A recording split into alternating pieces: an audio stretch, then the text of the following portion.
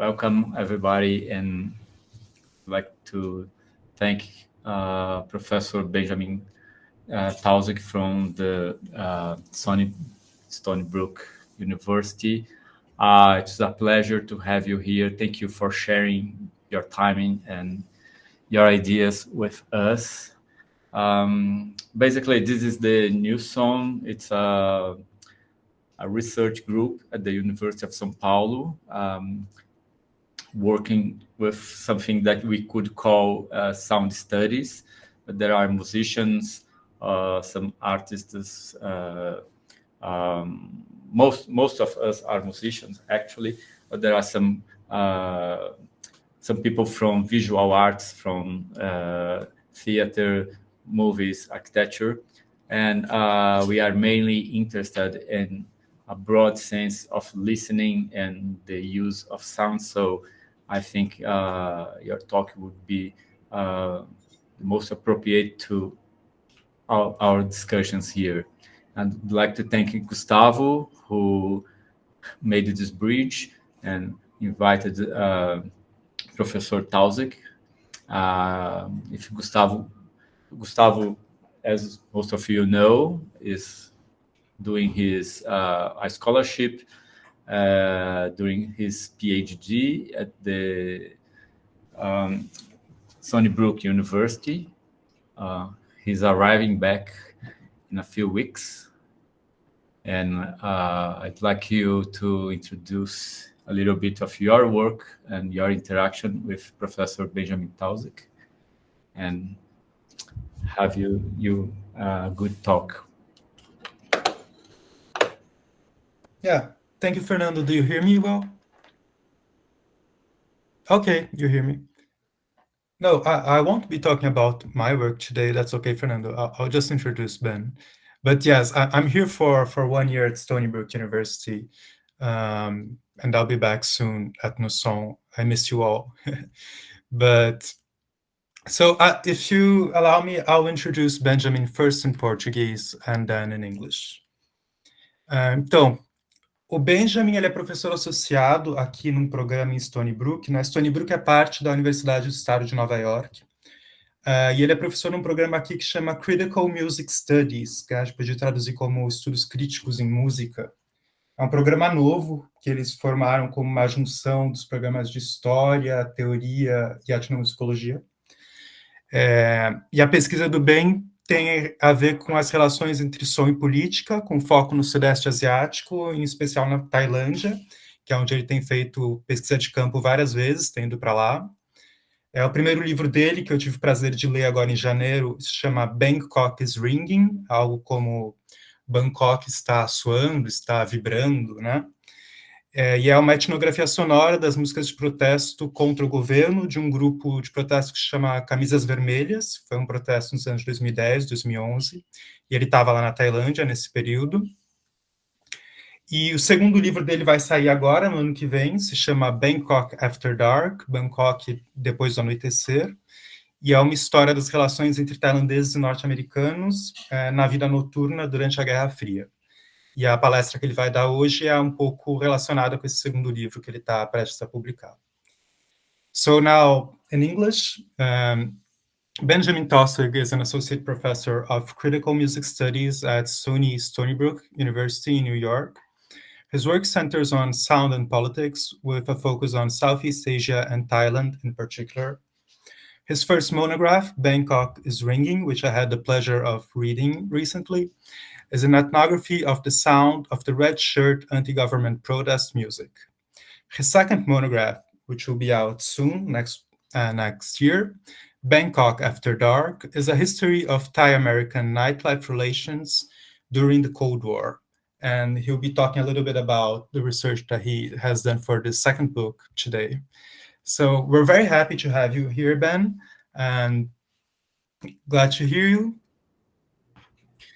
Thank you, Gustavo. That means a lot. I've really greatly enjoyed working with you all year. It's been an absolute pleasure getting to know you and your work as well.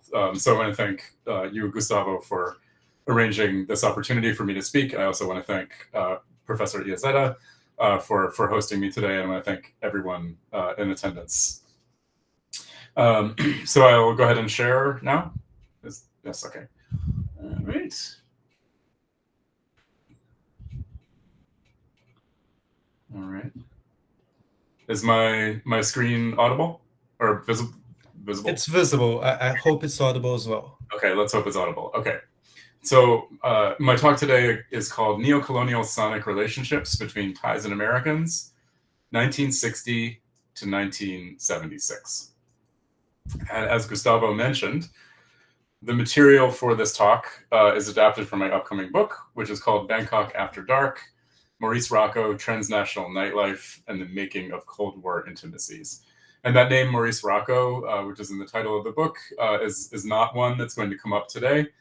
But you can see an image of Maurice Rocco in the bottom left here. He was a Black American pianist who lived in Thailand for 12 years. He's kind of at the center of the book, but more broadly, the book is about, as Gustavo mentioned, Thai-American nightlife encounters during the Vietnam War. Doing historical work is a little bit new for me. My previous book was ethnographic, so I was working in a contemporary context. In 2010 and 2011, I was studying political protests and their sound in Bangkok. And now I've turned to historical topics. But my hope, and part of what you're going to get today, is an introduction to this concept that I call asymmetrical listening, which I hope will be adaptable to situations beyond the historical case study. So the idea is that this notion of asymmetrical listening is something that we can think about in other contexts as well, not just in the context of this specific case study. Okay. So during the long American War in Vietnam, about 1960 to 1975 or 1976, hundreds of thousands of US military personnel were either stationed in Thailand or passed through the country for leave. As you can see here, Thailand is close to Vietnam. I don't know if you can you see my cursor? Are you able to see my cursor as it moves? Yeah, we see. Okay, great. So here you can see that there's a thin piece of Laos between Thailand and Vietnam, which was a convenient buffer. So the United States established a total of 7 Air Force bases, US Air Force bases in Thailand throughout the 1960s. So while Thailand was fighting the war in Vietnam, they set up all these Air Force bases. And the Air Force bases were very useful because Vietnam was nearby, but it wasn't right on the border. So it gave these bases a bit of protection. So basically the entire war in Vietnam was, from the American side, was the flights originated in Thailand, right, from these 7 Air Force bases. So you would have B-52 bombers that would fly air sorties over Laos and into Vietnam, and that's where all these bombing missions that happened throughout the entire war almost all came from Thailand. So Thailand, this was possible because Thailand was an intimate political ally of the United States. The two countries were very, very close. Thailand was fervently anti-communist. They were sort of the friend of the Americans in the region. It was seen as a stable country where the American operation could be safe, right? Where Americans themselves and American military equipment could kind of stake out a space. So Thailand was very, very important politically to America during the Vietnam War. And Thailand helped the US meet 2 major logistical needs. The first, as I mentioned, was that it was a convenient place to build air bases. But the second is that it was a ready terrain to build leisure zones where American soldiers could pursue recreation and spend money. And both of these needs were critical, right? Thailand as a place where the United States could launch bombing missions was very important, but also being a place where soldiers could basically go and hang out and spend money, let off steam, was extremely important to the way that the US prosecuted this war. And in this talk, I will argue that the United States asserted domination over Thailand during the war in Vietnam in a way that is best described as neocolonial. And that Americans and Thais heard one another on asymmetrical terms under this neocolonial order. Asymmetrical listening was an instrument of domination by Americans, even as it also provided an opportunity for Thais and other Southeast Asians to manage and even profit from the presence of foreign soldiers. The military term for the short episodes of leisure undertaken by soldiers during the war was R&R, which stands for rest and recuperation. During the war, such breaks were usually 5 days long. So you can see here an image of 2 American soldiers. They look like they might be Navy soldiers hanging out in front of a Thai temple. That temple behind them is called Wat Arun. It's a very famous tourist site. So this is a typical image of what was effectively tourism for soldiers who were taking a break from fighting, and they would get one of those breaks per year. And Thailand was particularly famous for hedonism, which is to say, basically soldiers like pursuing as much pleasure in as many ways as they could. And that was not only permitted by the US military, but actively encouraged. So the US military really wanted soldiers to go hard on their leave, right? So they made that possible in all kinds of ways. And there was a menu of 10 possible destinations for R&R. So as a soldier who was taking leave, you could go to 10 different places. And Bangkok was, among these 10 places, by far the most popular. And that was because of the reputation of Thailand, which in many ways was true. It was a place where you could do anything. And just as importantly, you could buy anything. And the soldiers had a lot of money because they were given hazard pay by the military. They tended to be young. Often they were, 19, 20 years old. They didn't have families. They had no obligations. So they had all this money to spend, and they were very happy to do it.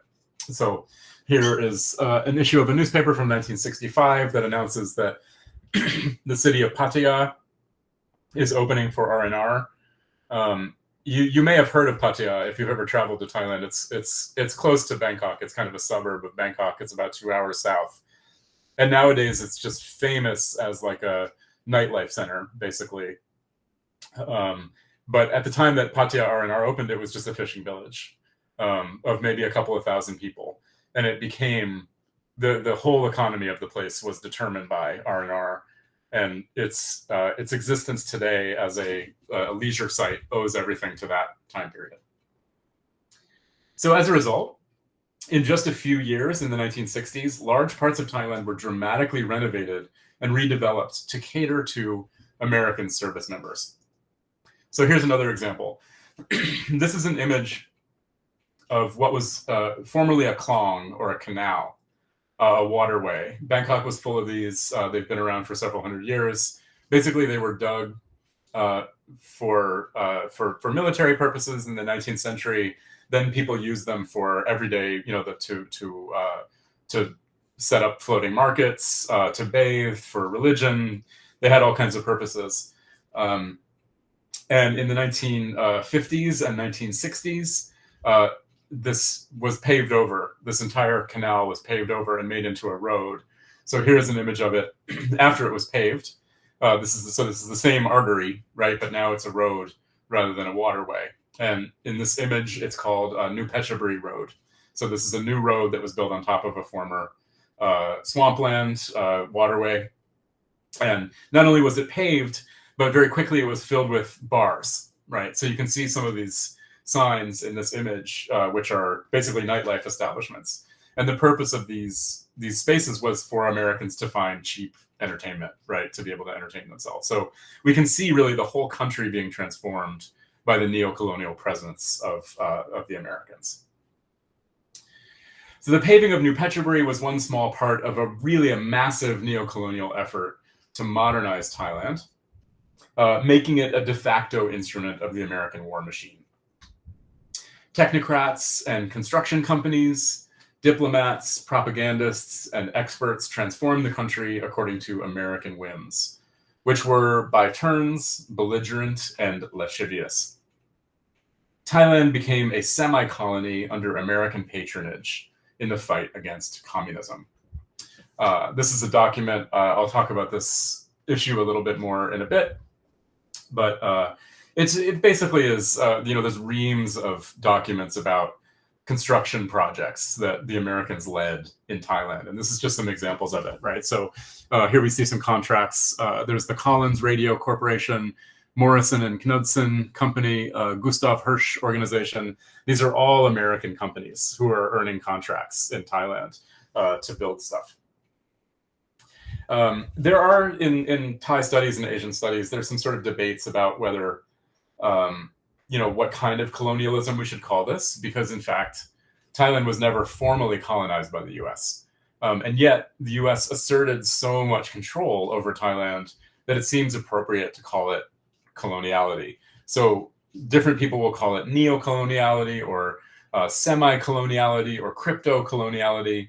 But at the bottom, all these things are forms of coloniality. So even though the United States never formally colonized Thailand, in a de facto way, they really did, right? They were sort of exerting so much influence that that Thailand was really not independent. And this neo-coloniality not only played out at a geopolitical scale with things like New Phetchaburi Road, but also in individual relationships, right? And this has really kind of been my primary interest. Nightlife, above all else, was the space where neo-coloniality played out, right? So here we have an image, which is one of my favorite from the historical work that I've been doing for 5 or 6 years on this project. And this is 3 Thai women, young Thai women. They appear to be probably in their 20s or 30s, sitting at a table in a nightlife establishment with Coca-Cola, which of course was a product that had been brought in by Americans in recent years. And here they are waiting. They in all likelihood are waiting to try to meet American soldiers. American soldiers had a ton of money. Most of these women were from poor farming families. They didn't have a lot of resources, and they had a fantastic opportunity with American soldiers to basically be mobile, right? Because if they could find a boyfriend or even a husband, they could be lifted out of circumstances of poverty. This was also a time when it was very hard to be an agricultural worker in Thailand because farms were being consolidated. So family farms were very poor. And these women potentially had the opportunity to help their families. So you have a lot of women in these positions of wanting to attract American men. I would say that there's a heavy dose of neocoloniality in this, right? An entire population is essentially made into a kind of a service sector for American visitors with money, right? So it's not just the women who are there looking for partners, but it's also the owners of the bars, the musicians playing in them. Tons and tons of jobs emerged that served American visitors at this time. Here's the second one. This is an image of sex work. Here we see no admittance for the girls who have no doctor's cards accompanying the GIs into this bar. So tons and tons of places where sex work was available. That was a major labor opportunity for mostly women, not entirely women, but many, many women and some men. Here we have an image of a soldier listening to some, very beautiful modern tape players in some kind of space. This was common too, right? Americans sort of figuring out how to listen under these conditions. And last image from this series, a group of Americans, all white Americans, in a bar in Thailand, in Bangkok. So here they are, set up for an enjoyable night out, a drunken night out. You can imagine some of the things that would happen in these situations. Some of them are very ugly. Some of them are very complex. Perhaps some of them are intimate and beautiful.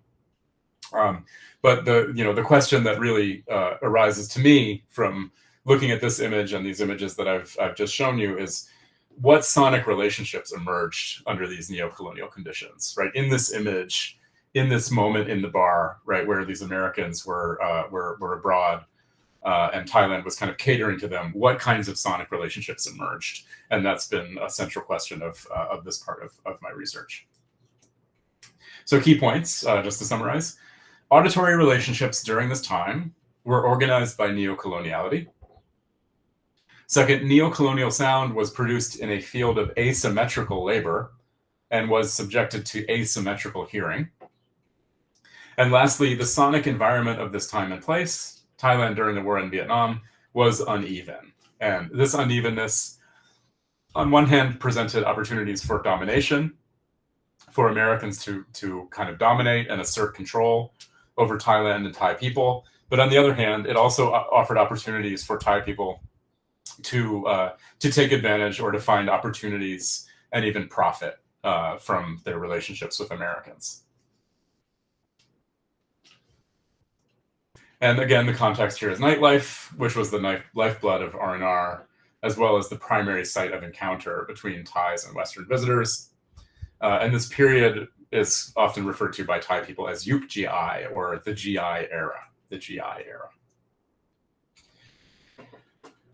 So this is an image I promised you a moment ago. I would talk about this a little bit more, an index of contracts. The relationship between the Thai and American governments during the Cold War was essentially that of a client and its patron state. So for Thailand, this meant displaying overt anti-communism.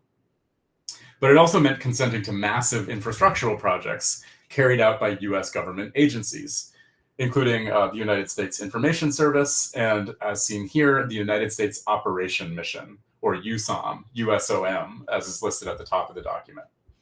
It also included the CIA and a number of others. And these agencies were granted mountains of money by the US government, and they basically had free rein to build infrastructure. And this created the scenario that many historians of Thailand have agreed to amounted to de facto colonialism. So here you can just see some examples. We have a total of, what is this? Maybe 12 projects, the improvement of a university, power services and training, the highway department, an entire highway, an east-west highway, the Bangkok-Saraburi highway, medical education. So we see a great range of contracts. And then on the right, you see who is getting these contracts. And they're essentially all American. Interestingly, many of them are universities, right? So universities were making substantial inroads. American universities were making substantial inroads into Thailand, like forging connections, profiting from the American presence there. And roads and the buildings that housed nightlife were examples of neocolonial development projects. Most of the roads were built by USOM, using American construction firms.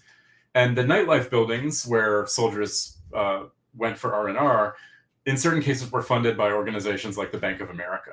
So Bank of America would give, $4 million for these construction projects, and then they would benefit from them in particular ways. So we might say that these spaces in which these encounters happened were in themselves neocolonial creations in GI era Thailand. Because in many parts of Thailand, before this happened, there were no functional equivalent to these nightlife spaces. So there was nothing like this. These were brand new phenomena during the war. And of course, the labor that occurred in the spaces was also neocolonial. And there's some very interesting examples of this. Now we'll get to music a little bit. So for one example of how neocoloniality played out, the musicians who actually performed in Thailand's R&R scene, right, in the kinds of places that we saw in that image, included many Filipino combos who earned very low wages in the Philippines and therefore could be easily enticed to other countries by even slightly higher salaries. And for the most part in Thailand, because there was so much American money there, the salaries were much higher. So here's a segment of an interview that I conducted with a musician named Jess Jackson, who was a member of the band that you see here, the Mighty Pioneers. They played for years in Bangkok and then eventually went to Hong Kong. And Jackson describes this sort of cutthroat business environment where bands who could play for the lowest wages were almost always the ones that were hired. The Philippines is not that big, and salaries are not that good. And sometimes you don't even have a place to perform because there are too many musicians competing with each other. And they can even, if you're earning, let's say, $100 a night, and there's a very good musician too, who will accept $20 a night. Yeah. They play the same. They're both good. So what will you do if you're the owner? Right. You will get the cheapest one. Right. Could you all hear that okay? Yeah, we could hear it, but if you can summarize it, maybe it will be helpful. Yeah. Yes, no problem. So that in that interview with Jess Jobson, he was telling me that Filipinos did well in the Bangkok nightlife scene because they would play for lower amounts of money. So at these venues in Bangkok, they were looking for cheap labor, for cheap musicians, and because the Philippines had such low wages, it was very easy to say, okay, we're going to pay you $5 for an evening of performing. That's an amount that an American band would never take, and that would be harder for even a Thai group to take. So Filipinos migrated in massive numbers, specifically musicians, from the Philippines to Thailand to play in these bars. So a lot of the bars, a lot of the nightlife was the labor was being done by Filipino musicians, right? So we have again this kind of like the weight of American money is making a lot of things happen, and in this case, what it's doing is it's enticing Filipinos to come in ways that transform migration patterns. The skill that Filipinos had in playing the kind of music that soldiers wanted to hear has a really interesting history itself, which is also a colonial legacy that dates to the seizure of the Philippines by the United States after the Spanish-American War. So this is right at the end of the 19th century, around 1898. And part of what happened was that the American military sent African-American soldiers to the Philippines based on this kind of racist belief that because the soldiers had darker skin, they would be able to communicate more effectively with Filipinos and put down any revolts.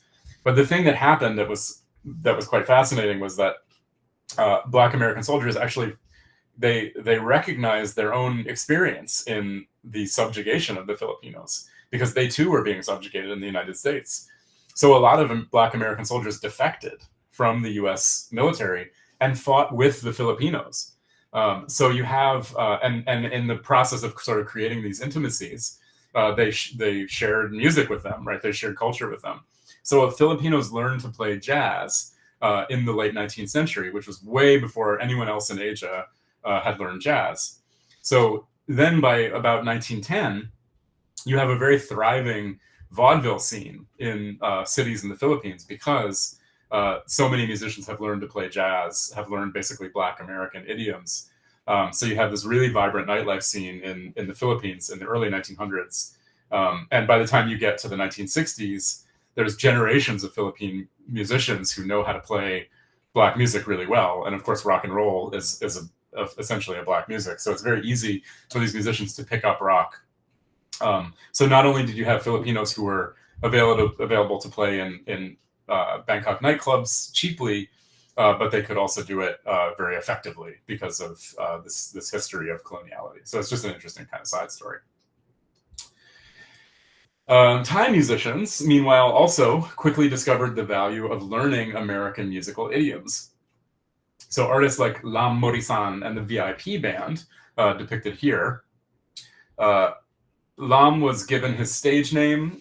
His last name again was Morrison. That's not his last name by birth, but it was given to him by American GIs because he had a comprehensive knowledge of Doors songs. So they bestowed on him the name Morrison after Jim Morrison. And he was wildly successful as a result because Americans wanted to hear Doors songs, and here was a Thai musician who could play it. Servicemen wanted to hear covers. So for Thai bands who could very quickly learn and reproduce the latest Pink Floyd or Led Zeppelin or Doors songs, they were richly rewarded. So, you have these 20-year-old Americans who are calling the tune. Yet another example of coloniality, in this case, dictating the way that music sounds in Thailand at this time. So this is a little bit of what Lam Morisan sounds like. Please let me know if it's audible.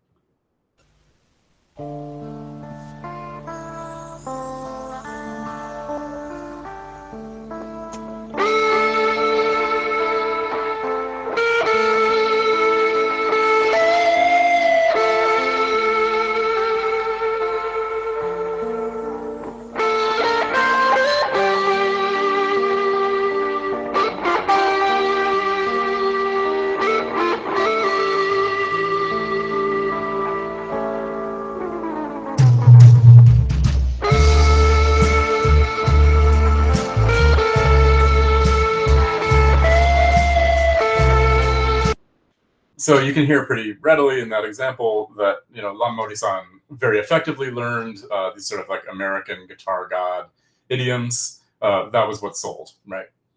So money, again, is making things happen, right? Is determining the way that Thai musicians are learning to perform. So what we've seen in these two examples, right, that of Filipino musicians and Lam Morrison, really draw our attention to labor, right? These are laborers, these are workers. And musical laborers were incentivized to fall in line with colonial desires and imperatives. So Thais and other laborers from the global south learned to perform in mostly English language idioms and in the kind of modern style of North American music. And in fact, they learned to do so very efficiently and very effectively, as was the case with Lam Modi-san's virtuosic guitar playing. So to close this first point, this is a map of downtown Bangkok during the GI era. And here we have listed the nationality of the performers or the cuisine at different nightlife venues indicated by national flags.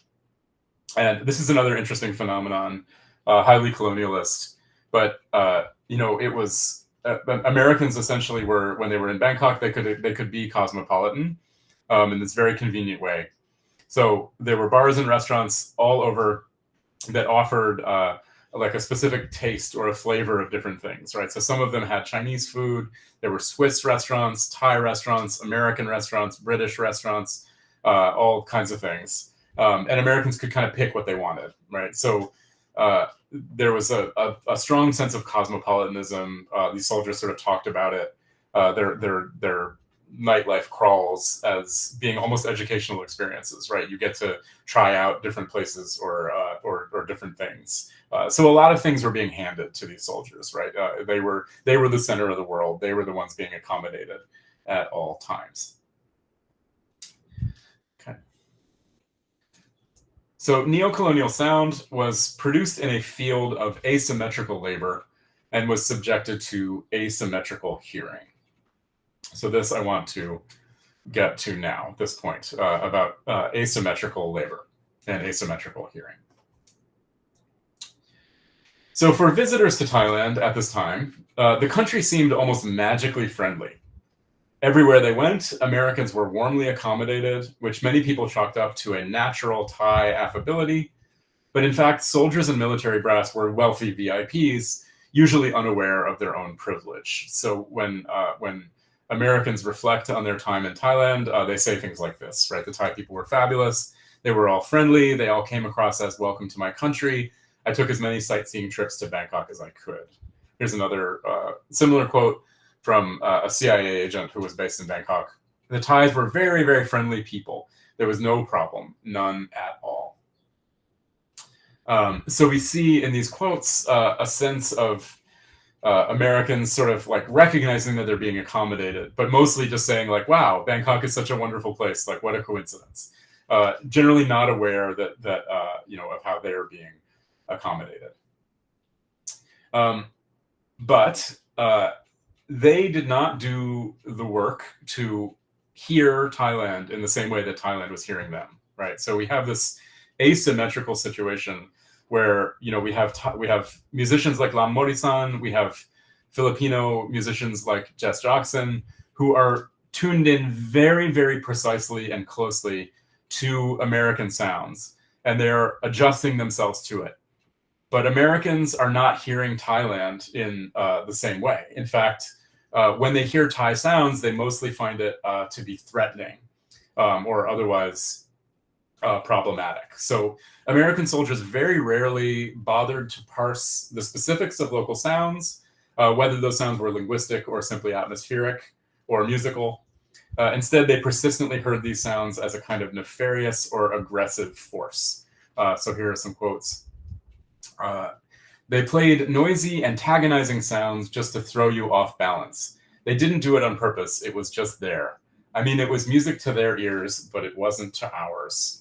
This is a reflection from a former soldier, American soldier named Larry Henry. Another one, Dr. Charles Lloyd. Some sailor had a radio playing. He was picking up the station out of Cambodia or Thailand. I can't describe that twicky, twangy, you know it when you hear it. I looked up and thought, it felt like a million miles away. Like, what am I doing here? Just weird.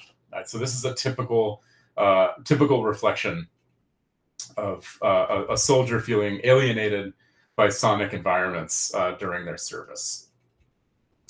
Even US President Lyndon Johnson, who took a trip to Thailand in 1966 and noted the alienation that he felt when hearing Thai instruments. He said, the American national anthem was played with Thai musicians using Thai instruments, which really gave our anthem a rather weird and foreign sound, right? So, you know, from everyday people up to the President of the United States writing in his diary, we get these sort of, this kind of low-level panic, right, about the way that Thailand sounds. Meanwhile, American efforts to domesticate weird-seeming sounds in Southeast Asia by assigning them analogical meaning were often crass. So one soldier recalled hearing the incidentally foul-mouthed tokay gecko for the first time in Vietnam. And he said, one of my drill instructors told us of a story about the quote-unquote fuck you lizard in Vietnam. He said that was the sound it made. Yeah, sure, right. While on lookout in the tower one night, I heard, fuck you, fuck you. I couldn't believe it when I looked on the ground and saw 5 or 10 lizards. I would not have ever believed it if I would not have seen or heard it myself. And here you can now listen to the supposed fuck you lizard and see if you hear anything. This video is going to let you hear the sound of the tokay lizard, also known as the fuck you lizard, which I met up with in Thailand.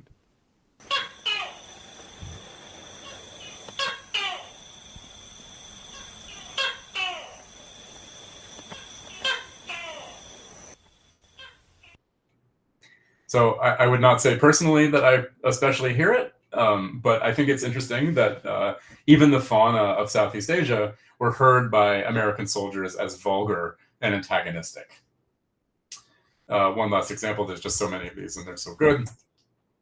This is a portion of a diary from an American soldier named, he's a Marine named David Petties, and he kept a diary from 1966 to 1967. And he said, he's writing to his parents, thanks for the letters and goodies. My tape recorder has come. It's so good to have good music again. I'm currently listening to Beethoven's Third Eroica. It's so inspirational and noble.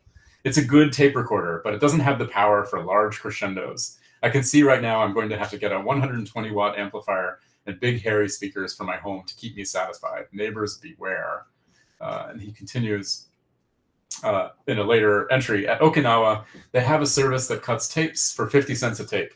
Their collection is fantastic. I'm going to bring back a tape collection par excellence. The books and cookies arrived. Thank you much. Right now, we're recording tapes.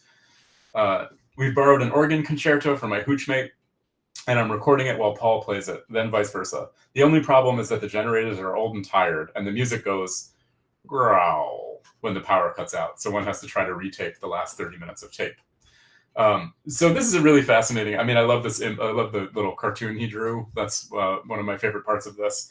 But there's really a lot to pick up here. So Petties is not identifying Southeast Asian sounds as antagonistic or threatening, but what he is doing is offering Western classical music, specifically Beethoven, as a kind of an oral salve, right, to this place that he doesn't know and can't parse. Right, so he is not taking he's clearly smart, right? But he's not taking his time in Southeast Asia to try to learn Thai or Vietnamese or to try to understand the local soundscape. Instead, he's kind of like using Western classical music as a kind of an antidote to it, right? As a kind of a medicine, a civilizational medicine. He's also talking a lot about technology, which is very important because these American soldiers had access to very good, very advanced technology, particularly from Japan in these years, that their families in the United States did not have. So, you know, this was seen broadly as like an advantage and an opportunity for soldiers, is that they could get these cutting edge tape recorders and playback devices, radios, other things, that one could not get in the United States through the post-exchange stores, which were stores set up by the U.S. military, and Japanese companies would supply those those stores with products that the soldiers could then buy, right? So they had this kind of cutting edge access to very good, very high quality audio equipment, and they used it to sort of give themselves a familiar sonic experience or oral experience while they were in this foreign place. So it's a really fascinating phenomenon. By contrast with the way that American soldiers kind of tuned out Southeast Asian soundscapes, Thais were learning English eagerly. Thai language newspapers ran ads for language tutoring, as well as regular features about the peculiarities of the English language. So this is one of the ways that Thais became so good with English at this time. So for example, a 1967 article in the newspaper Siam Rat explained that in a place like Times Square in New York City, or in downtown Boston, one might hear someone ask, "Wa cha ga na f," which, if you look to the middle of the text here, right, is transliterated as "What cha gonna have," or to translate, "What are you going to have?" So newspapers frequently had features like this, which taught you not just English words, right, if you were a Thai person, but actually taught you about usage. So here they are telling you a little bit about like slang, basically.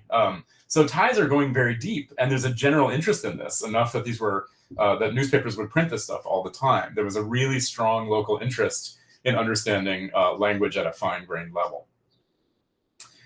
And many of the most eager students of English, the people who would read these newspaper sections and so on, were predominantly poor women, many of whom were intimate companions of US service members or aspiring to be. For these women, learning English was a potential ticket to a relationship that could dramatically elevate their status and wealth. And these women were colloquially called mia chow, or rented wives. Rented wives. And mia chow were ubiquitous in scenes of nightlife. So the image that we saw before of the women at the table, these women probably aspired to be rented wives. They joined musicians as probably the most important laborers within nightlife scenes. And mia chow, like Southeast Asian musicians, were keen listeners.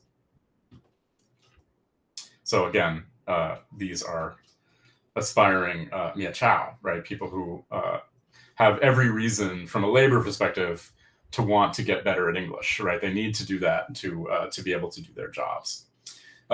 Many of them would become long-term partners of foreign servicemen. That happened a lot. And many of them indeed were taken out of poverty. It was good in some cases for these women. It also was very socially disruptive because in many cases the women left Thailand. So there's actually substantial communities of Thai women who live in places like the Netherlands and the United States, particularly out west, who are long-term partners, wives basically of Americans who served in the Vietnam War and met them in Thailand. But they may have children in Thailand who they never see, or who they send remittances back to. They may send money back to their village. So the money was valuable, but it also was very socially destructive. Very neocolonial dynamic, to return to that point, that really changed Thailand at a fundamental level. And the primary skill in becoming a mia chow, both then and now, has been facility with the English language. So you still meet mixed couples in Thailand where the woman can speak English really well, or perhaps can speak Dutch or German, but the man doesn't know a single word of Thai. That happens all the time, very much an asymmetrical phenomenon. So it is incumbent on mia chow, who are laborers in some sense, to be deeply attentive listeners. One 1967 song called "Love Letter from a Rented Wife," and that is it's a jot mai rak jak mia chow. So it uses that term mia chow right in the title, "Love Letter from a Rented Wife," sung by an artist called Mani Maniwan, exemplifies the poetics that emerged from asymmetrical neocolonial listening. This song is an early example of a form of code mixing, sometimes called in Thailand Thai kam, Angkrit kam, which literally translates as Thai words, English words, which was in many ways invented by mia chow. This was a kind of a hybridization of Thai and English. And these mia chow in nightlife spaces were the ones most often called upon to communicate with Westerners. So in Thaikom Angrikom, Thai speakers would integrate English words into advertising, song lyrics, movie dialogue, names, and everyday speech. And that went well beyond loanwords. So in certain corpuses, such as that of the song Love Letter from a Rented Wife, the content is divided about halfway between two tongues. So I'm going to play the song, and you'll hear that it's about half English and half Thai, right? So, you know, see what you can pick up from it, from listening to it.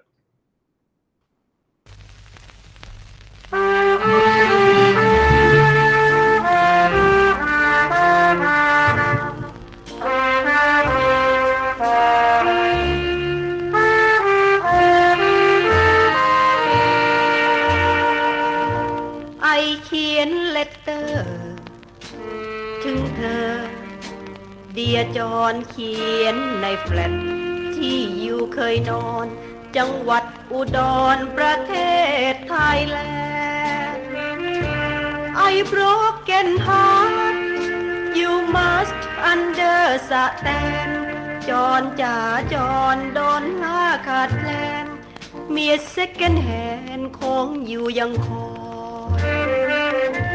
อยู่ทิ้งเมียเช่าหิ้วกระเป๋าโกโฮมทิ้งรอยจูบลูบโลงจนเชฟไอโซมเพราะ you enjoy forget your wife กลับไปอยู่อินลินอยไอเสียใจจนเป็นไทฟอยด์เอาไทเกอร์ออยล์มาทากันตายโศกเศร้ากว่าแสดมูวีโอ้จอนยูเมกมีใครI lonely เสียจนพร้อมพายอยากตายไว้อยู่ทิ้งมีโปรยน้ำตาหยดรถบนลายเส้นหาสงสัยจานหน้าไม่เป็นโทเวนเอ่ยเวนหูช่วยเขียนทีฉีกทิ้งเลตเตอร์หันไปเจอดีทีกู๊ดบายสวัสดีโกมิดกับมีที่เมืองดีเอโศกเศร้ากว่าแสดมูวีโอ้จอนยูเมกมีใครI lonely เสียจนพร้อมพายอยากตายไว้อยู่ทิ้งมีโรยน้ำตาหยดรถบนลายเส้นหาสงสัยจานหน้าไม่เป็นโทเวนเอ่ยเวนหูช่วยเขียนทีฉีกทิ้งเลตเตอร์หันไปเจอดีทีกู๊ดบายสวัสดีโกมิดกับมีที่เมืองดีเอ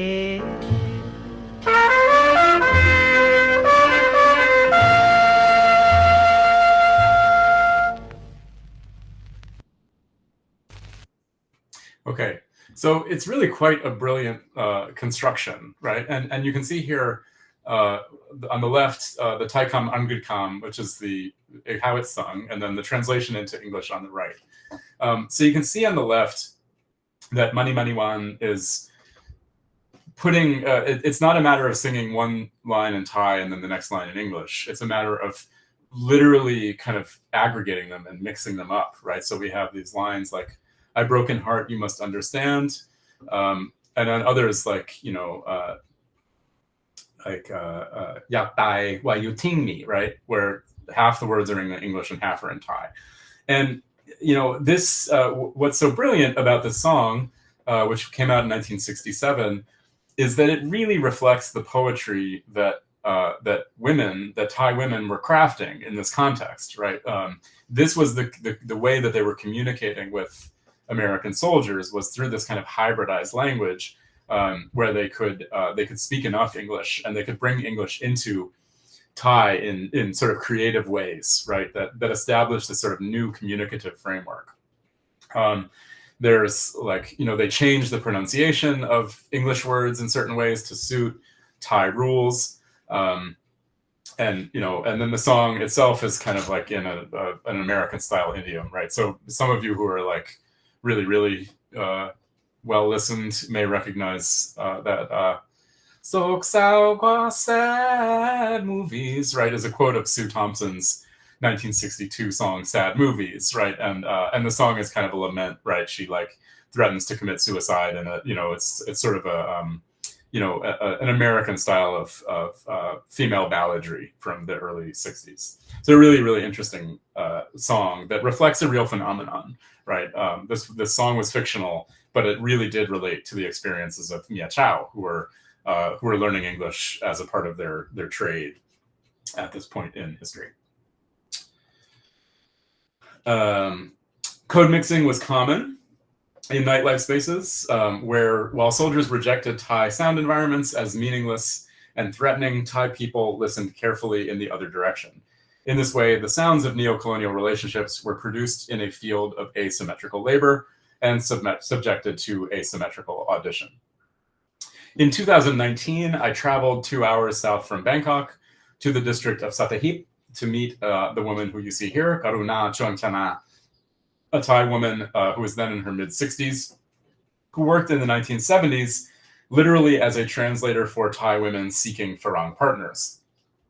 So she was, again, literally a composer of love letters from rented wives, right? Her job, she learned English very well as a teenager, and then she applied that to helping women that she knew in the area to compose love letters to soldiers in an effort to become their long-term partners.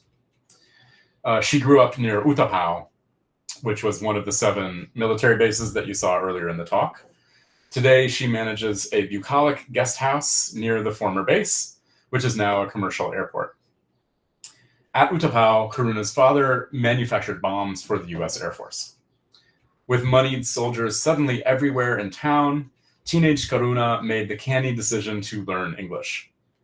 There were abundant work opportunities for those who could speak even a little bit of what had effectively become the local neocolonial language. Many Thai people studied English for personal or professional reasons, but Karuna went a step further by starting a business translating letters from her female friends to Farang, foreigners, with whom they hoped to connect romantically. And she was not alone in this. She was 16 years old in 1971 when she decided to become, in her own words, a matchmaker. She charged women 20 baht, or about 70 cents US, per translation. And she explained how she helped one friend deepen her relationship with a man she met at a bar in Sattahip. This couple eventually married and left Thailand. Gustavo, if you could play from 1830. Yeah, maybe you have, okay, I can share and I'll end your presentation here. That's okay.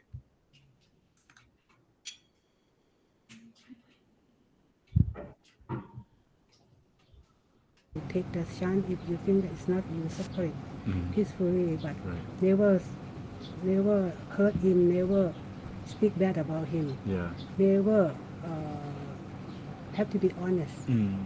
This I tell them. Yeah. And some of them, they go good together, they married, and it's a pity.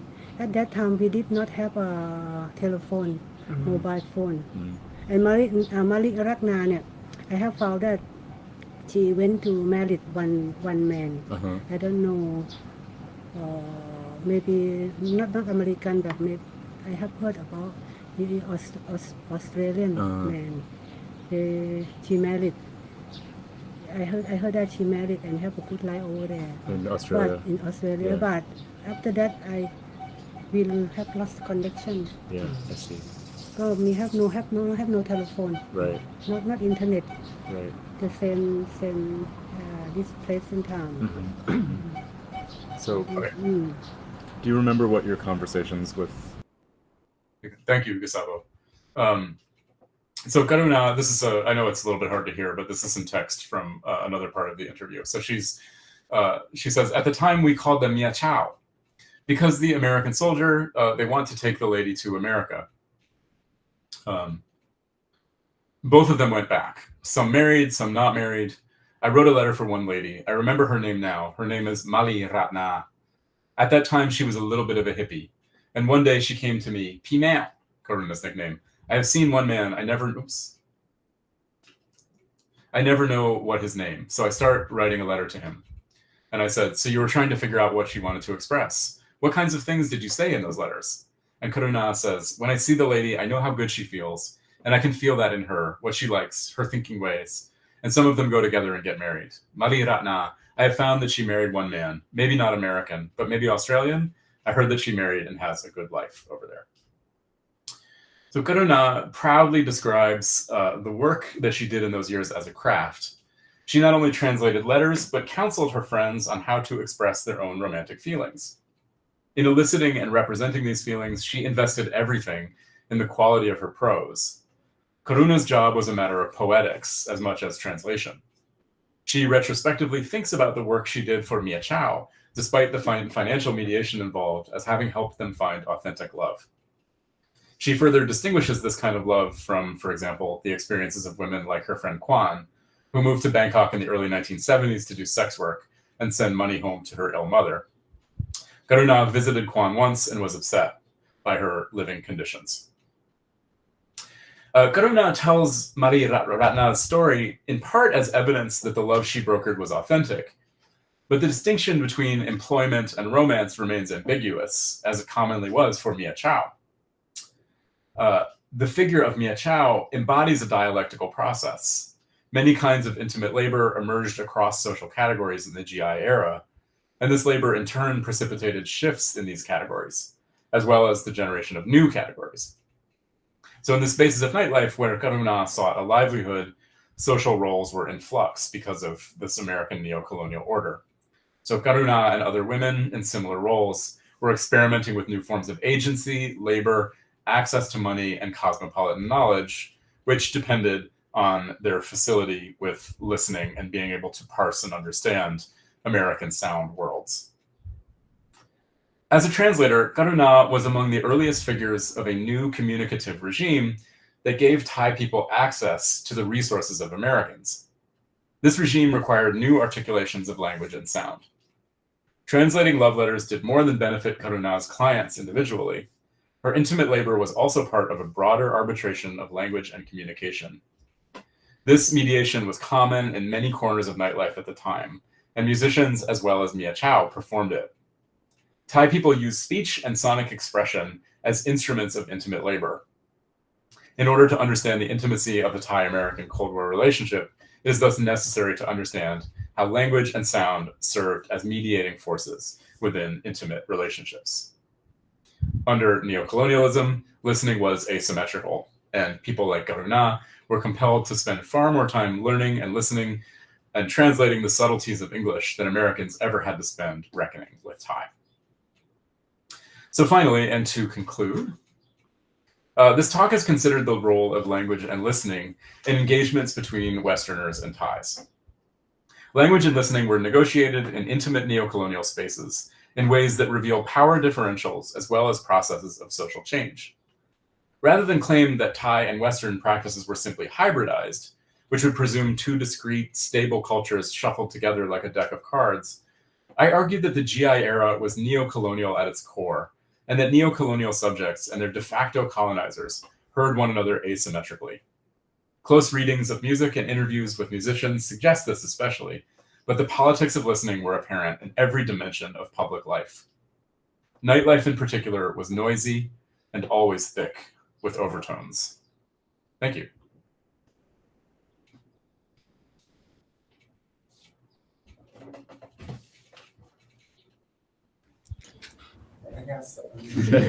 Pause. Yeah. Thank you very much, Ben. Thank you. Thank you. Great talk. Yeah. Well, Benjamin, thank you very much for this inspiring talk. I'd like to open if you guys have any questions or comments. Please go ahead.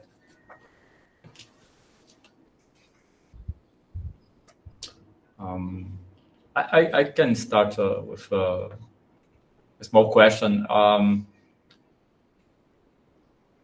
It seems that you have a good overview from the American, let's say the American or the Western perspective of this period, and how is the view of the native Thais or the local musicians? Do they have a critical view of this colonizing scene, of especially in terms of music at that period? Yeah, that's a great question. As you might imagine, it's mixed. So Karuna, interestingly, we talked for a long time, and she was not particularly critical of it. I think she's somebody who did very well financially and ultimately socially. Like, this was an engine of mobility for her. So she is not critical of it. There are also a lot of, Thai musicians who really love rock music and psychedelic music, and we're just sort of delighted to have access to it. I know a lot of people who spent their lives kind of making careers out of that, who, started bands or, established recording studios and other things where, they basically did this forever and they were grateful for it.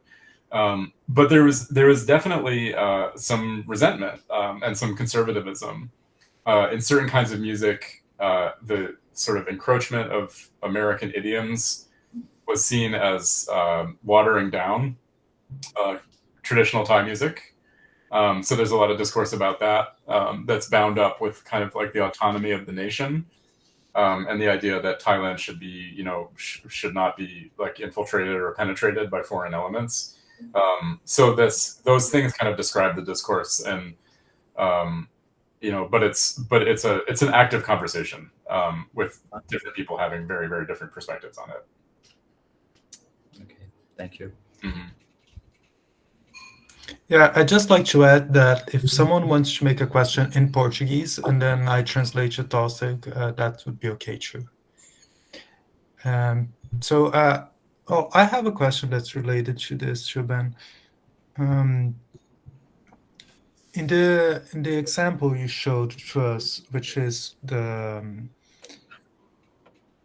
song for a rented love letter from a rented wife, right? Yeah. You have mixed Thai and English language in the song lyrics. But when you hear it, do you think that stylistically the song has a mix of traditional Thai music and North American music, or do you think it's strictly like a North American song? And also, do you think that the Thai musicians think of these music as like, I'm making North American music, or do they see this as like, no, I'm making Thai music because this is made by Thai people in Thailand? Yeah, that's a great question too. I think that, as with any of these, as with any genre that circulates, it becomes very quickly difficult to preserve any idea of it being, quote unquote American, right? So, I think that if you were to sort of trace the song back a decade, yes, you would find that, Sue Thompson and, other American crooners were absolutely the template for the way that the song was written. Like if you look at it harmonically, there's no question you would see that, right? There's not really anything that would have existed in Thailand 30 or 40 years earlier that would be recognizable in it. But by the time that this became a phenomenon in Thailand, it also jutted out in different directions that would not have been intelligible in a North American context. So like this song, for example, was actually written for a soap opera. So the song was like part of the story, right? It was like in the story of the soap opera. And the story was very particular to a Thai situation. And the way that songs like this were used were like folded into kind of Thai media environments, including like these wildly popular soap operas. So I think at that point you do get, even though it's sort of harmonically similar, you do get kind of particularities that make it uniquely Thai. An even maybe better example of this, I mean, it's so fascinating the way that music circulates, but there's, you know, you may be familiar with this, what's sometimes gets called like the Andalusian cadence. You hear it in a lot of music, right? It's basically a 4-note descending bass line. Bum, bum, bum, bum. You know, the famous examples of it include like Hit the Road Jack, right, by Ray Charles. But you hear it in a lot of rock music. It's actually a pretty old cadence. And there's this really minor American pop song from the mid-60s that never achieved any success in the US, but became wildly popular in Thailand. And musicians in this very traditional genre of Malam incorporated this 4-note pattern, right, this Andalusian cadence, into some very traditionally Thai music. And they used it for a specific reason, right, basically for a modulation. So you still, to this day, in Malam, like traditional Malam, you will hear the Andalusian cadence brought in. So, I mean, it's just an example of a kind of like a European idiom or a European musical gesture that made its way into Thailand and that nobody recognized anymore had anything to do with Europe or North America, and became part of Thai music. So I think that you get some, yes, you know, on one hand, you could look at these things and be like, yes, that's basically an American song. But on the other hand, you can find these kind of like these really cool mix-ups that were very, very common when people were spending so much time with each other. Nice, thank you. Yep. Well, I could make a question. Well, thank you very much, Ben, for your inspiring talk. I have a very, maybe a personal question. Why did you choose Thailand? Maybe you have some connection with Thailand, relatives or something like this. And the second question is related to Gustavo's comment. Mm-hmm.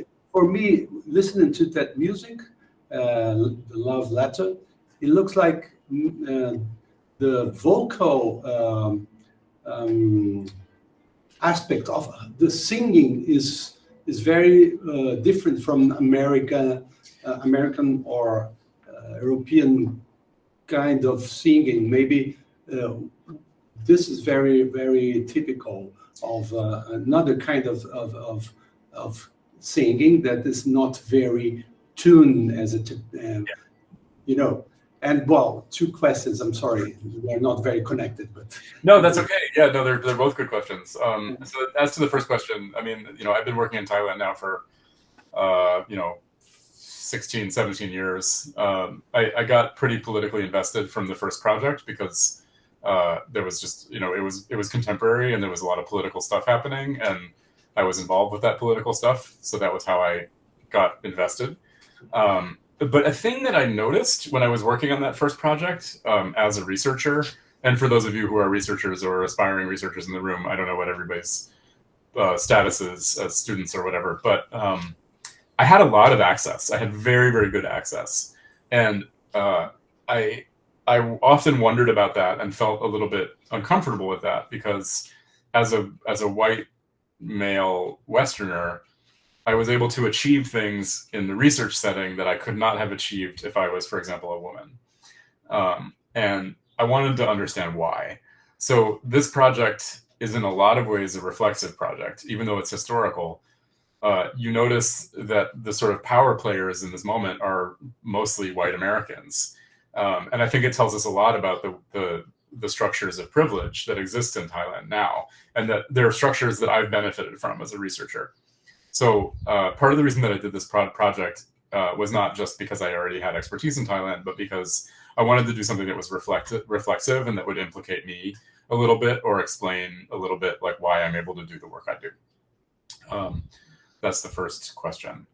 The second question about her singing style, yeah, I mean, she clearly was trained as a singer in a genre called Luk Thung, which is like child of the country. She's there's just like just her delivery, like the way that she's sometimes off the pitch a bit, is really typical of Luktung. I'm not sure I can explain it in much more detail than that, but it's very recognizable if you listen to Luktung. She's it's a way of like a vocal articulation that is clearly borrowed from that. Yeah, well, thank you. And about Fernando asked about the musicians from Thailand, if they are critical. But do you have some colleagues from universities in Thailand that are making this approach, that make critical approaches to this neocolonial situation? Yeah, I think, I mean, Thai universities are very conservative. So most of the time they don't deal with this music at all. Like they wouldn't consider it worthy of study. There's like a whole field of Thai classical music, which is like basically like indigenous music that's been kind of professionalized, and that you mostly only find in university contexts, and then also music that's performed at royal ceremonies, where they have really expensive instruments and big ensembles, and that's mostly what universities deal with. There's only a small handful of popular music studies folks at Thai universities, and I think they would be interested in these kinds of questions. I think they'll be interested in the book, but it's fairly rare. It's fairly rare. Most of the music scholarship in Thailand is what we would understand as like very traditional, conventional musicology. Okay, thank you. Well, it's interesting to know, if I understood correctly, the music that is taught in the universities in Thailand are traditional Thailand music. Yes. Okay. Yeah, traditional Thai instruments. I mean, you can also find at really, really elite universities, you can also find Western classical ensembles. But a lot of what you find is Thai ensembles, using Thai instruments, like older Thai instruments. Mm-hmm. Yeah. Thank you. Yeah, of course. Thank you. Questions? Any more questions? Hello. I have one. Hi, Gustavo. And so thank you so much for your very inspiring talk about listening. And I'm curious about if you use a specific methodology, that kind who analyze like a sonic thinking or a sonic methodology of sound to see all this data from another perspective. I'm just curious if you just did something like that. From another perspective?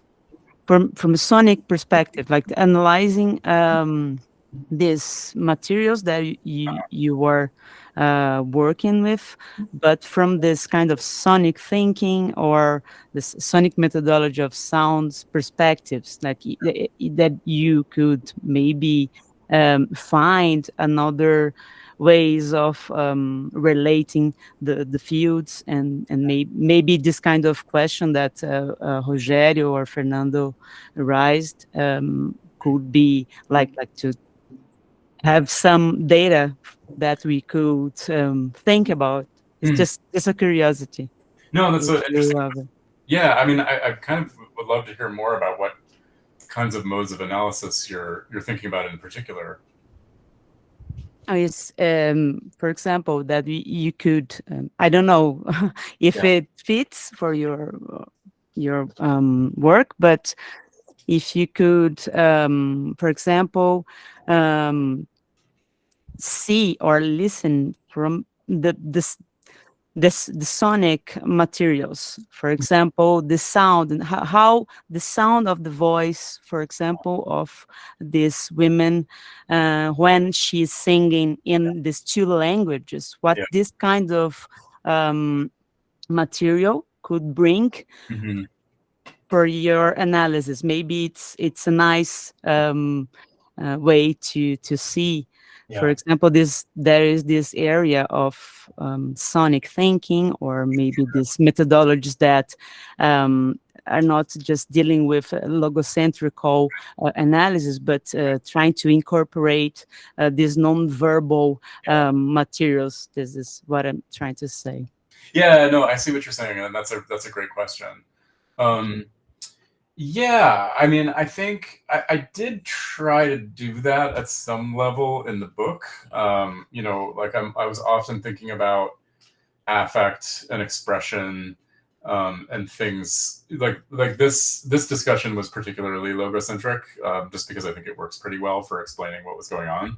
But I think you're right. I mean, I think there's all kinds of affect in it, kind of like modes of expression that, you know, that maybe are not always literal, that are conveyed through voice in particular ways. I think I did a little bit of that.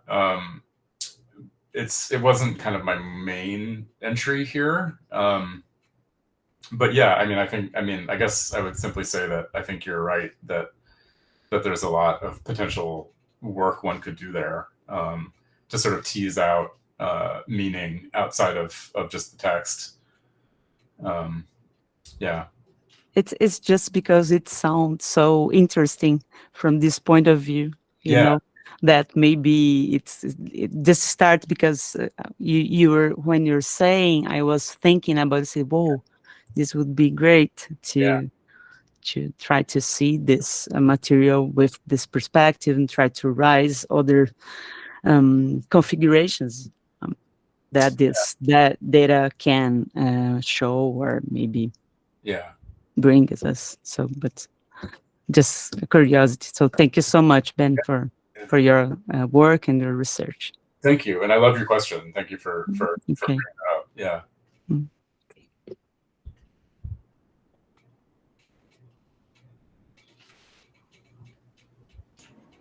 Yeah, I have a few more questions. I don't know if someone else would like to go first, but maybe. Yeah. Go ahead. I was curious, Ben, because you said that there was this whole neocolonial establishment in Thailand that allowed the soldiers to go places where they could listen to rock and roll or jazz, and the Filipino or Thai musicians would play the style of music that they were used to. Yeah. But you also gave descriptions of situations where they found sounds that were very strange or aggressive. So that there were these specific situations where they had to confront this noise from, or what they would hear as noise, as noise in Thailand. So there were like these ruptures that took them out of their bubbles of this new colonial system. So what kind of situations do you think were these soldiers forced to confront the difference of being in Thailand?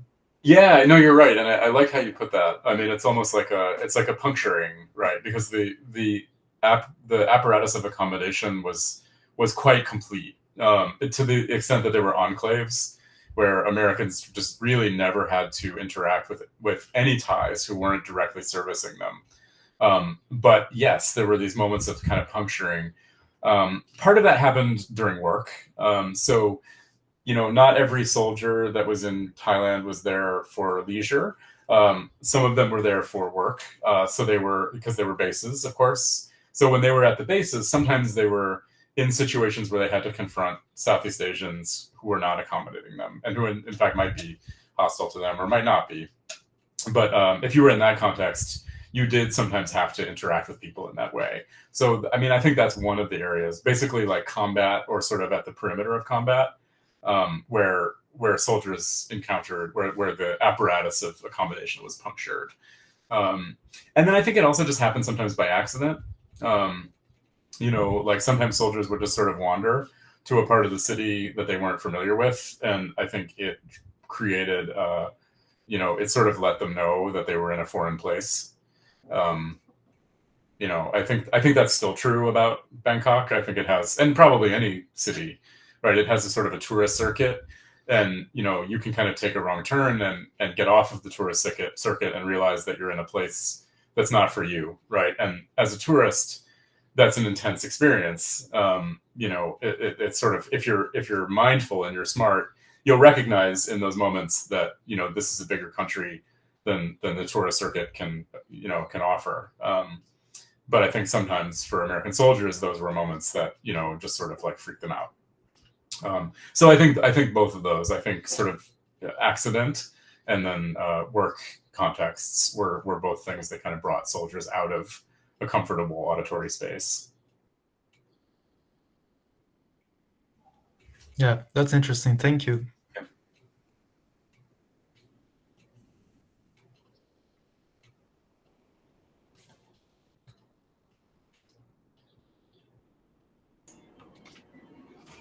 So, You go? Tem perguntas? Não? Tudo bem. Quer falar? Ah, Pode ser? yeah. Okay. Go ahead. Well, it would be good if other people make questions. I make lots of questions. I'm sorry. I was thinking. There is a question. You said that because of this situation, because of the war, the Vietnam War, would you say that most of the population of Thailand speaks English fairly well, like this? Yeah, I would say that most people speak some, but it depends on your education. So not everyone has even an elementary school education in Thailand. And if you live in the provinces, like in the rural areas, it's very possible that you don't speak any English at all. But if you're educated in Bangkok and you're a middle class person, you certainly do. You have at least passing English and probably very good English. Yeah. It's taught almost universally in Bangkok. Okay. And that began during the war, right? I think it was Michigan State that was the American university that did the most to spread American language education in Thailand. And of course, that's a colonial effort. Yeah. Yeah. Because language is so strong to bring values and ways of thinking, right? So. Do you have any clue about why the university had this strong rule during the war? Why the university? Yeah. Why? You mentioned that there are many contracts that were run by universities, and now in Michigan.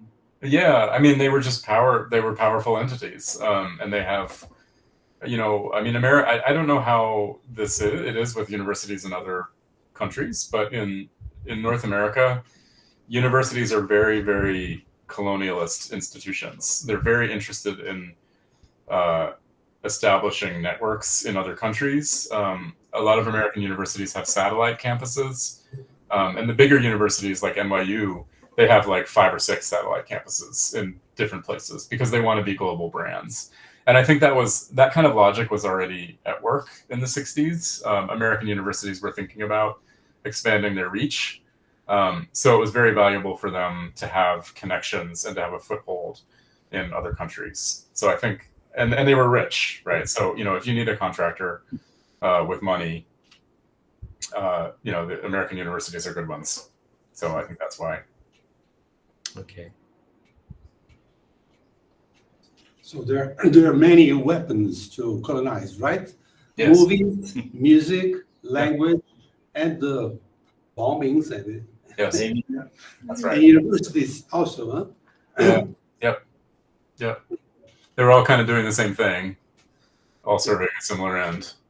Mm-hmm. There's a sense in which, I mean, people have written about Thailand during the war as a real success story for the U.S. So, of course, the United States is broadly seen as having lost the war in Vietnam, or at the very least having lost a lot because of the war. They lost a lot of international standing, they lost a lot of money, they lost a lot of lives.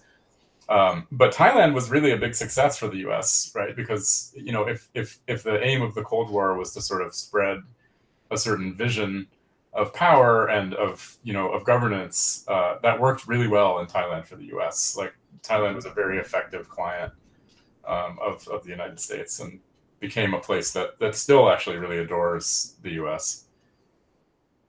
So, I mean, it's a dark thing, but it worked.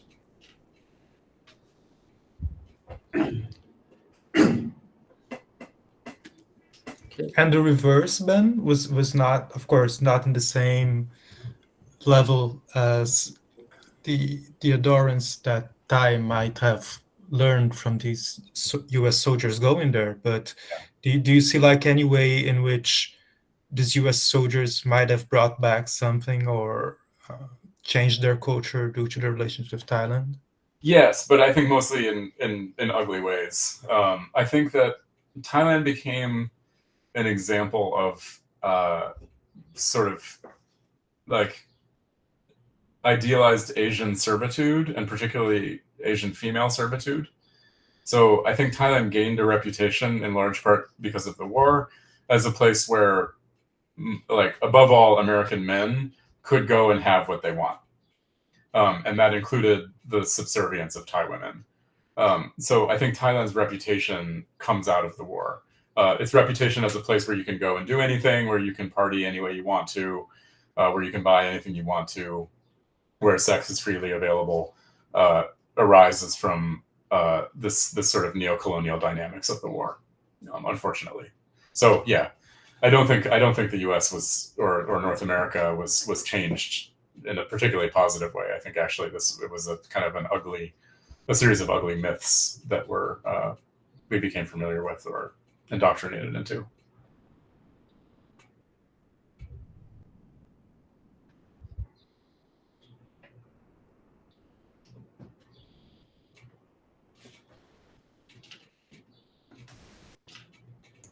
Just one more question. I'm sorry. Sure.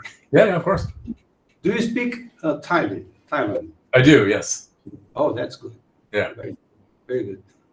Okay, because this is something that is I have noticed. I have some friends from America that we met in Germany when I was there. Studying there, and this very close friends, they just arrived in Germany, and then they would speak English as if they were in America, because everybody needs to learn how to speak English. Right. So they didn't even try to learn some German. Yeah. And this happened everywhere, I think. Yeah. Because English is the language of the United States, the colonizer of most of the countries, right? Yep. Absolutely. And I mean, it's true. Like, you can get away with not with not learning Thai if you want to, but there actually is a lot that you miss.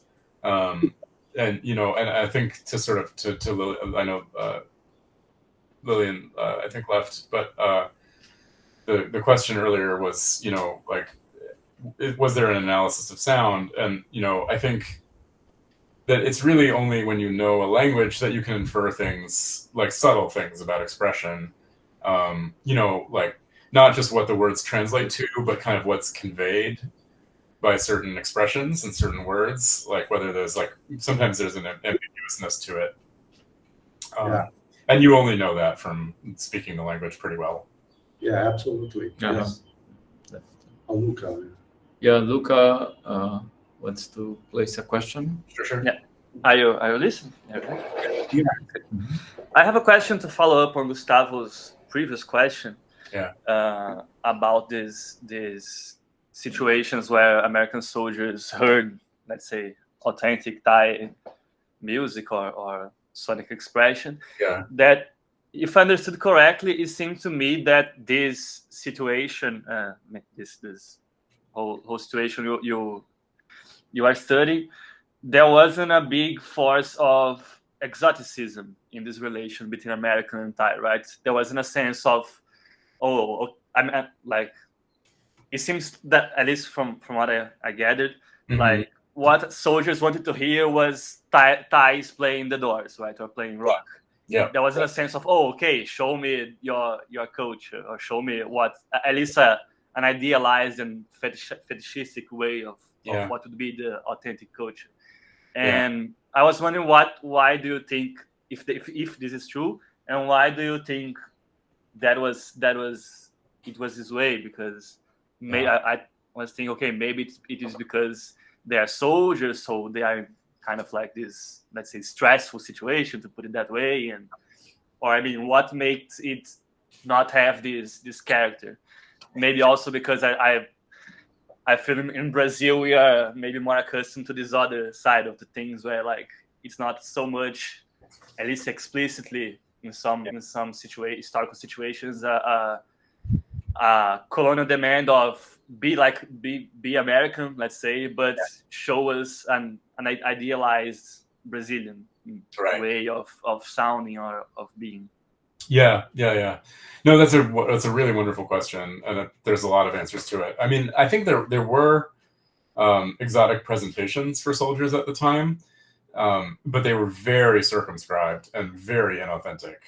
So it would be like they would have like an evening of traditional Thai music, like presented by Kodak, and you would go to a restaurant, and like women in supposedly traditional dress would come out and like dance, and like the stuff that they were doing was not particularly authentic, but it was presented to soldiers as exotic, right? So if you wanted to do that, you could, and that industry definitely existed. I just don't think it was nearly as popular as the nightlife scenes that were sort of like, here's the music you want.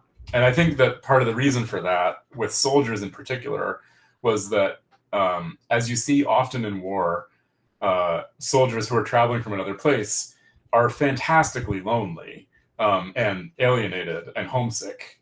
And the thing that they are tourists, but they're not exactly tourists, right? Because they're also going back to war in 3 days, right? They're going back to possibly die in 3 days. And that sense of desperation, I think, makes people like more interested in just being like, please just play me the new Beatles album. I want to feel connected to home. I think I had never really thought about that question, which is a very good question, but I think that's why the soldiers were seeking out familiarity more than exoticism in these circumstances. But I will say that now, in 2024 and in recent years and decades, there has been a big industry or a big market for exotic Thai music. But in a lot of cases, it's actually music that's sort of quasi-psychedelic because of the war era, right? When there was such intimate contact between Thais and Americans, that lots of Thais were hearing psychedelic records and making music that sounded psychedelic. And nowadays, like record collectors, really like North American record collectors will seek out Thai psychedelic music, but they don't know about the history of interactions and neocolonial engagements that led to the production of that music. They just hear it as psychedelic and they're like, that's far out. I can't believe Thai people discovered these ideas too. So it's sort of like the product is there, but the history is kind of obscured.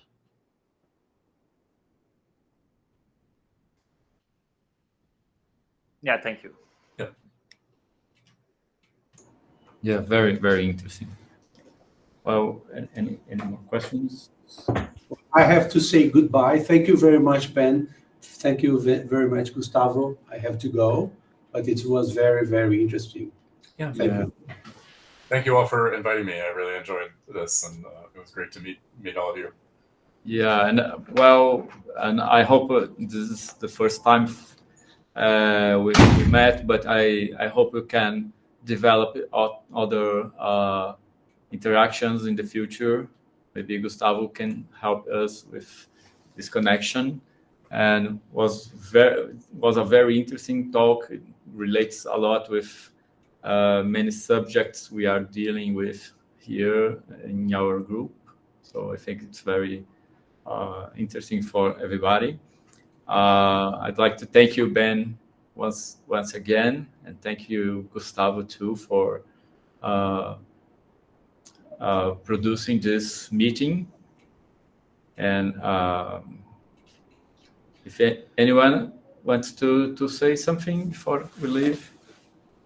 No? So thank you very much. Thank you for the audience. Yeah, thank you all. And see you in the future. Yep, see you soon. Bye-bye. See you soon. Thank you, Gustavo. Thank you, Ben. I'll write to you soon. Okay, sounds good. Bye all. Bye-bye.